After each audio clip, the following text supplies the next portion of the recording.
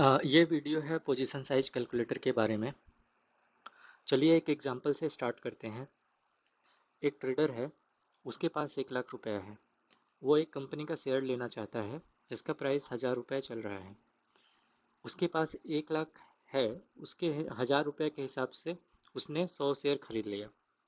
तो यहाँ पे पहला क्वेश्चन है कि क्या ये ट्रेडर पोजीशन साइजिंग का कॉन्सेप्ट यूज़ कर रहा है। तो आंसर है नहीं।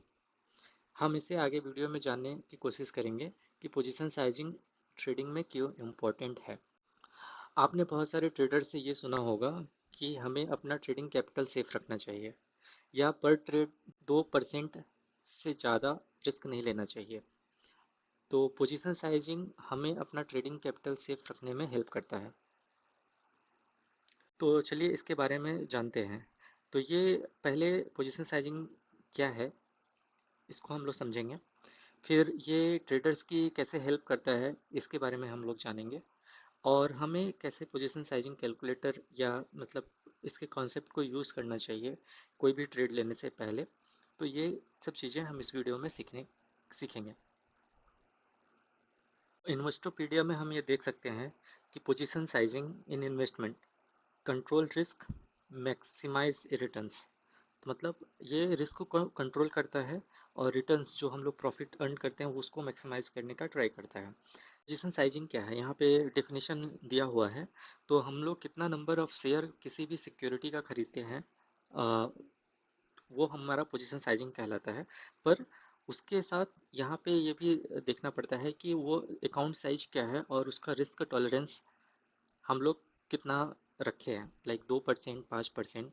तो इसके हिसाब से ही पोजीशन साइजिंग डिटरमाइन होता है। अब एग्जांपल के थ्रू हम देखते हैं कि पोजीशन साइज कैलकुलेटर कैसे एक ट्रेडर्स की हेल्प करता है। तो अभी हमारे सामने एक स्क्रीन है। लेफ्ट साइड में एक ट्रेडर है जो जिसके पास 1 लाख रुपए कैपिटल है, और राइट साइड में भी एक ट्रेडर है, उसके पास भी 1 लाख रुपए कैपिटल है। अभी दोनों ने रिलायंस के शेयर को वो बाई करना चाहते हैं। तो उन्होंने रिलायंस के टेक्निकल एनालिसिस कुछ किए हैं, जहाँ पे उनको कुछ चीज़ें पता चली, जैसे entry price, target price, stop loss. तो अभी हम यहाँ पे देखते हैं कि दोनों ही ट्रेडर्स ने सेम टेक्निकल एनालिसिस किया रिलायंस के शेयर पे। तो उन्होंने चार्ट पैटर्न होता है ना, support resistance trend and all, तो इससे उन्होंने डिफाइन किया कि अच्छा, इसका एंट्री प्राइस अभी 2936 है, टारगेट 3080 पे उन्होंने रखा है और स्टॉप लॉस उन्होंने रखा है 2790। ओके। अब पहला ट्रेडर क्या करता है कि उसके पास 1 लाख रुपए है, तो अभी शेयर मिल रहा है 2936 पे। तो उसके हिसाब से उसको टोटल अराउंड 34 शेयर्स मिलेंगे। तो राउंड ऑफ करने के बाद तो उसने सारे पैसे जो 1 लाख रुपए हैं 34 शेयर खरीद लिया। ठीक है। और उसका इन्वेस्टेड अमाउंट हुआ 99,824 रुपीज़। तो सिमिलरली जो राइट साइड में जो बंदा है, ट्रेडर है, तो उसने क्या किया, उसने पोजीशन साइज कैलकुलेटर का इस्तेमाल किया। उसका रिस्क था 2%। मतलब उसके 1 लाख रुपए जो कैपिटल है, उस 2% से ज़्यादा रिस्क नहीं लेना चाहता था कि अगर उसको उसका स्टॉप लॉस अगर हिट करे तो उसको 2000 रुपये से ज़्यादा लॉस नहीं होना चाहिए। ठीक है। तो उसके हिसाब से उसने कैलकुलेट किया और उसका आया क्वांटिटी 14। तो उसने 14 क्वांटिटी लिया। अभी ये 14 क्वांटिटी कैसे आया है, मैं आगे बताऊंगा कैसे कैलकुलेट करते हैं इस चीज़ को। तो यहाँ पे उसका इन्वेस्टमेंट हुआ 41,104। तो उसके पास 1 लाख रुपए है और उसने इन्वेस्ट किया 41,000 रुपीज़, 14 शेयर लिया। अभी दोनों का ही स्टॉप लॉस हिट कर गया। तो पहले वाले बंदे को कितना लॉस हो रहा है, यहाँ पे उस बंदे को लॉस हो रहा है, उसने 34 क्वांटिटी लिया है और स्टॉप लॉस था दोनों का सेम 2790। तो पहले वाले बंदे का लॉस हुआ 4,862 रुपये, अराउंड 5% के हिसाब से है। मैंने यहाँ पे 4% रखा है, पर ये 5% के आसपास है। और जो दूसरा बंदा है जो राइट साइड में है ग्रीन में, उसका लॉस हुआ है 2002 के आसपास। तो मतलब जितना उसका प्लानिंग था, जो उसने प्लान किया था कि मेरा 2000 से, मेरे पास 1 लाख रुपए है तो मैं 2000 रुपये एक ट्रेड से ज़्यादा लॉस नहीं कर सकता हूँ। तो तो उसको 2000 तक का ही लॉस हुआ। यहाँ पे हम ये देख सकते हैं कि एक पर्सन है जो बिना कुछ कैलकुलेशन के, जितने उसके पास कैपिटल है उसके हिसाब से उसने प्राइस के हिसाब से डिवाइड करके ट्रेड ले रहा है, पर उसका टेक्निकल एनालिसिस भी सही है, पर अगर उसको स्टॉप लॉस हिट करता है तो उसको ज़्यादा लॉस हो रहा है। वहाँ पे दूसरे साइड में जो पर्सन है वहाँ उन वो भी सेम चीज़ें कर रहा है, पर उसको लॉस कम हो रहा है यहाँ पे। तो इससे बहुत सारे बेनिफिट है, मतलब क्या क्या बेनिफिट है। पहला तो है कि लेफ्ट साइड में आप देख सकते हैं कि अगर हम कोई भी शेयर ले रहे हैं बिना उसके पोजीशन साइजिंग से, या मेरे पास जो कैपिटल है डायरेक्ट मैं उसका स्टॉक का प्राइस डिवाइड करके खरीद रहा हूँ, तो वहाँ पे मेरे लॉसेस होने के चांसेस बहुत ज़्यादा रहेंगे। पर राइट साइड में उसके लॉसेस होने के चांसेस लिमिटेड हैं, क्योंकि उसको फिक्स है कि मेरा कैपिटल इतना है तो 2% 5% जितना उसने सेट करके रखा है उसके हिसाब से होगा। फिर पहला क्या है कि अगर लेफ्ट साइड वाला बंदा इस हिसाब से 7-8 ट्रेड ले लेता है तो उसका 50% से ज़्यादा कैपिटल कम हो जाएगा। मान लो उसने 1 लाख से एंट्री किया था मार्केट में, और बाद में 6-7 ट्रेड लेने के बाद में भी उसका बहुत कम पैसा हो जाएगा, 40,000 30,000 ऐसा। तो एक कॉन्फिडेंस लेवल कम हो जाती है।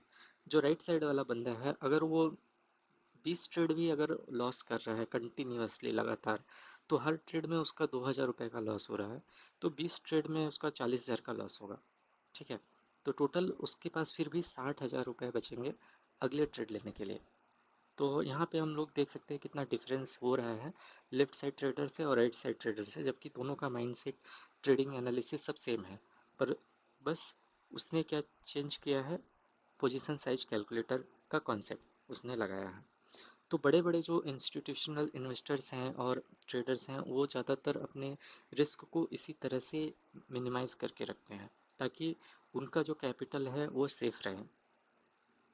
तो यहाँ पे क्या हो रहा है, लेफ्ट साइड में आप तीसरा पॉइंट देख सकते हैं, कैपिटल लॉसेस होने का चांसेस बहुत ज़्यादा रहता है।